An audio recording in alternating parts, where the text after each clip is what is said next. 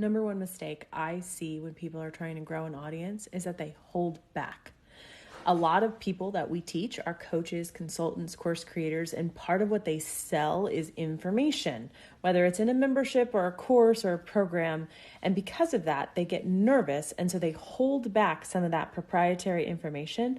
And then when they give out for free, whether it's free content, reels, TikToks, lead magnets, quizzes, is just fluffy. It doesn't wow the audience. It doesn't command a level of authority and expertise. And it makes people feel like, I don't know. I don't really know if I want to follow this person. I don't really know if they gave me enough value.